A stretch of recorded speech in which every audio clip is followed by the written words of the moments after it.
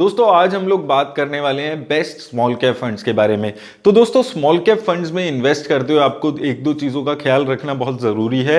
पहली चीज़ कि आपका जो रिस्क प्रोफाइल है वो वेरी हाई रिस्क इन्वेस्टर्स का अगर है तो ही आप स्मॉल कैप फंड में इन्वेस्ट करने के बारे में सोचिएगा। दूसरा दोस्तों आपको एक चीज़ का ख्याल रखना है कि अगर आप लॉन्ग टर्म के लिए इन्वेस्ट करते हैं, एटलीस्ट 8-10 सालों के लिए इन्वेस्ट करते हैं, तो ही आप स्मॉल कैप फंड्स में इन्वेस्ट करें। अब दोस्तों आज से 5-6 महीने पहले भी मैंने स्मॉल कैप फंड्स पे वीडियो बनाई थी। वहां पे दोस्तों जो फंड्स थे लगभग आज भी सेम फंड्स यहां पर रहने वाले हैं, क्योंकि इन फंड्स में फंडामेंटली कोई बहुत ज्यादा चेंजेस नहीं आए हैं। जिन रीजंस की वजह से मैंने इन फंड्स को चूज किया था वो रीजंस आज भी इस फंड्स के इंटैक्ट है। सबसे बड़ा रीजन है कि इनका जो पोर्टफोलियो टर्नओवर है वो काफी कम रहता है, यानी कि अपने पोर्टफोलियो में ज्यादा चेंजेस नहीं करते हैं। लॉन्ग टर्म के हिसाब से कंपनीज को अपने पोर्टफोलियो में ऐड करते हैं और डाउनसाइड प्रोटेक्शन भी काफी अच्छी मुझे नजर आती है।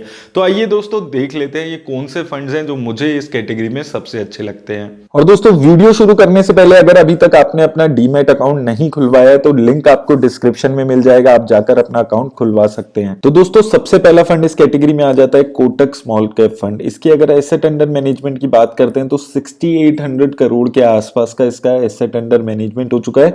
आज से कुछ टाइम पहले तक ज्यादा इसका एसेट अंडर मैनेजमेंट नहीं था, लेकिन रिसेंट में जो इसने बहुत अच्छा परफॉर्मेंस दिखाया है उसकी वजह से काफी अब अच्छा इसका एसेट अंडर मैनेजमेंट हो गया है। एक्सपेंस रेशो की बात करें तो काफी कम एक्सपेंस रेशो यहां पर दिखती है 0.49% की, तो काफी कम, काफी रीजनेबल एक्सपेंस रेशो यहां पर आप देख सकते हैं। वहीं दोस्तों अगर हम मार्केट कैप वाइज एलोकेशन पे बात कर लें तो सबसे ज्यादा पैसा इसने मिड कैप में लगाया हुआ है 53% के आसपास, स्मॉल कैप में 40% और लार्ज कैप में 2% के आसपास। वहीं दोस्तों अगर हम इसके सेक्टर वाइज एलोकेशन देख लें तो केमिकल सेक्टर में इसने सबसे ज्यादा पैसा है 18% के आसपास। उसके अलावा consumer discretionary, metals and mining, capital goods और कंस्ट्रक्शन सेक्टर में यहां पर पैसा लगा हुआ है। तो यहां पर दोस्तों आप देखेंगे किसी एक पर्टिकुलर सेक्टर में बहुत ज्यादा पैसा नहीं लगाकर ये फंड चल रहा है। और सिंस अभी मार्केट बहुत ज्यादा वॉलेटाइल है तो आप देखेंगे सारा पैसा इसने मार्केट में नहीं लगाया हुआ है। अराउंड 5% के आसपास पैसा इसने अभी अपने पास रखा हुआ है जो इसने इक्विटी में नहीं लगाया है। कंपनी से एलोकेशन पे बात कर लें तो सबसे ज्यादा एलोकेशन इसने सेंचुरी प्लाईबोर्ड में की हुई है 5% के आसपास। उसके अलावा शीला फोम, कार्बोरंडम यूनिवर्सल जैसी कंपनीज यहां पर देखने को मिलती हैं। वहीं गैलेक्सी सर्फेक्टेंट भी यहां पर आपको देखने को मिल रही है।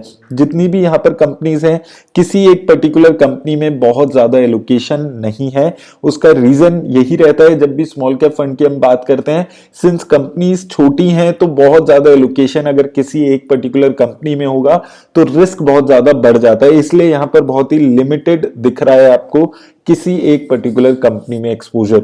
बहुत ज्यादा डिटेल में हम लोग वीडियो में बात नहीं करेंगे किसी भी फंड की, डिटेल्ड एनालिसिस वीडियोस मैंने इन सभी फंड्स की अलग से बनाई हुई है। अब अगर हम इसकी रिटर्न्स पे यहां पर बात कर लें तो अगर आपने 10,000 रुपए से इस फंड में शुरुआत की होती तो 5 सालों में वो 10,000 रुपए इस फंड ने आपके 25,000 के आसपास बना दिए। लगभग 20% के आसपास की CAGR रिटर्न इस फंड ने आपको जनरेट करके दी है। और अगर आपने इस फंड की इंसेप्शन में यानी कि जनवरी 2013 में ही 10,000 रुपए लगा दिए होते तो वो पैसा इस फंड ने आपका लगभग 57,000 के आसपास बना दिया है। तो रिटर्न्स के मामले में काफी अच्छा यहां पर फंड दिखता है। 20% की एक कंसिस्टेंट रिटर्न 5 सालों में और लॉन्ग टर्म में यहां पर देखने को मिलती है। लेकिन आपको यहां पर इस फंड में एक चीज समझनी है कि 1-2 सालों में ही बहुत ज्यादा ये परफॉर्म अच्छा करने लगा है। लॉन्ग टर्म में अगर आप देखेंगे कंसिस्टेंसी कंपैरेटिवली थोड़ी कम इस फंड में दिखती है। 1 साल की रिटर्न देखें तो 33% तक की रिटर्न इसने जनरेट की है। और दोस्तों अब सिंस 5-6 महीने से आपने मार्केट का हाल देखा है, बहुत ज्यादा करेक्शन देखने को मिल रही है, तो अब थोड़ी सेंसिबल रिटर्न्स यहां पर स्मॉल कैप फंड्स में देखने को मिल रही है।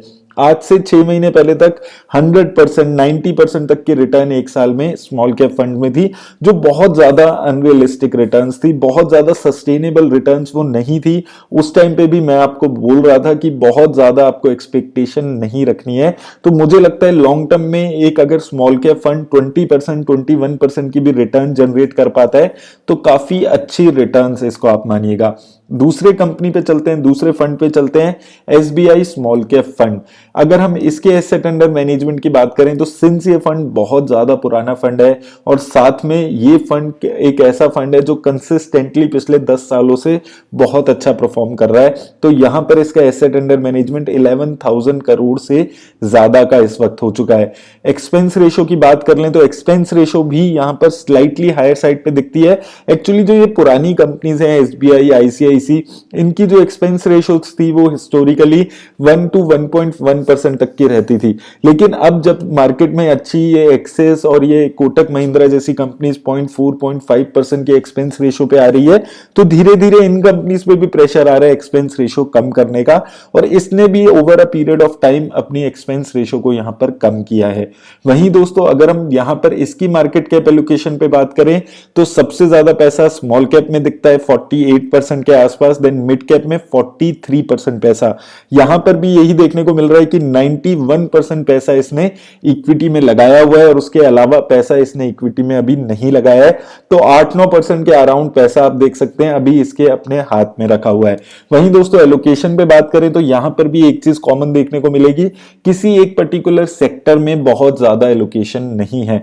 सबसे ज्यादा जो एलोकेशन है वो कैपिटल गुड्स में है, लगभग 17% के आसपास।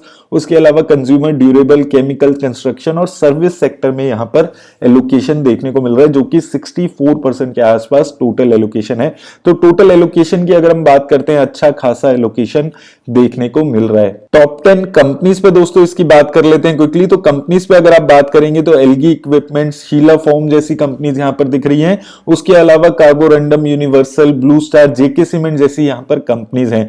तो दोस्तों यहां पर भी वही चीज देखने को मिलती है। ये जो 3 फंड्स मैंने सिलेक्ट किए, मैंने 2-3 क्वालिटीज इनकी जो कॉमन है उसको देख के सिलेक्ट किया है। एक तो किसी पर्टिकुलर कंपनी में, किसी पर्टिकुलर सेक्टर में बहुत ज्यादा एलोकेशन ये सारे फंड्स नहीं करके चल रहे हैं, और जिन भी कंपनीज में इन्होंने इन्वेस्ट किया है लॉन्ग टर्म से इन कंपनीज में ये इन्वेस्ट कर रहे हैं, यानी कि टर्नओवर रेशियो इनकी बहुत कम है। तो लॉन्ग टर्म इन्वेस्टर्स के लिए ऐसे फंड्स अच्छे रहते हैं जो कंपनीज को लॉन्ग टर्म के पर्सपेक्टिव से ऐड करते हैं, बहुत ज्यादा चेंजेस अपने पोर्टफोलियो में नहीं करते हैं।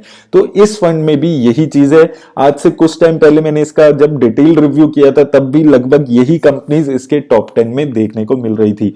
वहीं अगर हम इसकी रिटर्न्स पे क्विकली बात कर लें तो अब दोस्तों अगर आप यहां पर इसकी सिंस इंसेप्शन रिटर्न देखेंगे तो आपको समझ आ गया होगा कि इसका एसेट अंडर मैनेजमेंट इतना ज्यादा क्यों है। सिंस इंसेप्शन इस फंड ने 26% की रिटर्न दी है। जनवरी 2013 की अगर आप बात करते हैं, आपने 10,000 रुपए लगाए होते, वो पैसा इसने आपका 85,000 के आसपास बना दिया है। तो रिटर्न्स काफी ज्यादा अच्छे हैं इसके, क्योंकि ये कंसिस्टेंटली बहुत ही लंबे टाइम से अच्छा परफॉर्म कर रहा है। 5 सालों में देखें 22% की रिटर्न, 3 सालों में देखें 29% की रिटर्न यहां पर देखने को मिल रही है। तो इस फंड की क्वालिटी ये है कि ये फंड किसी 1-2 सालों में परफॉर्म करके इतनी अच्छी रिटर्न नहीं जनरेट की है, कंसिस्टेंटली ये हर साल अच्छी रिटर्न्स जनरेट करता है, और इसका जो ड्रॉ डाउन है वो भी काफी कम रहता है। थोड़ी यहां पर 1-2 रिस्ट्रिक्शंस है इस फंड में, जिसकी वजह से यहां पर दिक्कत आती है कि यहां पर आप लमसम इन्वेस्टमेंट नहीं कर सकते हैं, और एसआईपी इन्वेस्टमेंट में भी मैक्सिमम आप 25,000 तक ही इन्वेस्ट कर सकते हैं। तो ये 2 रिस्ट्रिक्शंस हैं जिसकी वजह से इस फंड में थोड़ा उन इन्वेस्टर्स के लिए जो रेगुलरली टॉपअप करना चाहते हैं मार्केट के हिसाब से, ये फंड वहां पर सूट नहीं करता है। रिटर्न्स के मामले में काफी अच्छा फंड है। आखिरी फंड दोस्तों आ जाता है एक्सिस स्मॉल कैप फंड। अगर आप इसकी रिटर्न्स पे बात करें, इसके एसेट अंडर मैनेजमेंट पे शुरू में हम बात करते हैं, तो इसने 8,000 करोड़ के आसपास का यहां पर एसेट अंडर मैनेजमेंट इसका हो चुका है। और अगर आप एक्सपेंस रेशो की बात करेंगे तो काफी कम एक्सपेंस रेशो है, सिर्फ 0.36% के आसपास की एक्सपेंस रेशो है। तो काफी रीजनेबल आप इसको देख सकते हैं। इन तीनों फंड्स में आप देखेंगे सबसे कम एक्सपेंस रेशो इस वक्त ये फंड चार्ज कर रहा है। Companies allocation, market cap allocation पे बात करें तो सबसे ज्यादा एलोकेशन स्मॉल कैप में दिखती है 43% के आसपास, उसके बाद मिड कैप में 40% और लार्ज कैप में भी 6% के आसपास। यहां पर भी दोस्तों आप देखेंगे 10% के आसपास जो पैसा है वो इन्होंने मार्केट में अभी नहीं लगाया हुआ है। मुझे लगता है जितने भी ये फंड्स हैं ये भी आपकी और मेरी तरह वेट कर रहे हैं, शायद इनको भी उम्मीद है कि मार्केट अभी यहां से और ज्यादा करेक्ट हो सकती है, तो उस टाइम के लिए इन सभी फंड्स ने अपने हाथ में थोड़ा पैसा रख लिया है, थोड़ा कैश अभी ये लेकर बैठे हुए हैं। वहीं दोस्तों अगर हम एलोकेशन की बात करें, construction, chemical, technology, health care sector में यहाँ पर मेजर एलोकेशन है। किसी एक पर्टिकुलर सेक्टर पे बहुत ज्यादा 20-30% काइंड ऑफ एलोकेशन नहीं है। कंस्ट्रक्शन, केमिकल, टेक्नोलॉजी ये सेक्टर ऐसे हैं, स्पेशली अगर हम कंस्ट्रक्शन सेक्टर की बात करें, अगर आप स्मॉल कैप में जाते हैं तो ज्यादा ऑप्शंस आपको मिलते हैं। केमिकल सेक्टर में भी कुछ ऐसा ही है। कंपनीज पे बात कर लें तो यहां पर भी दोस्तों वही एक कॉमन चीज है कि बहुत ज्यादा चेंजेस नहीं होते हैं, एक तो इनके पोर्टफोलियो में, दूसरा आप किसी एक पर्टिकुलर कंपनी में बहुत ज्यादा एलोकेशन नहीं देखेंगे। तो ये दोनों ही चीजें इन तीनों ही फंड्स के साथ एप्लीकेबल हैं कि इनकी जो इन्वेस्टमेंट स्ट्रेटेजी है वो लगभग एक जैसी यहां पर रहती है।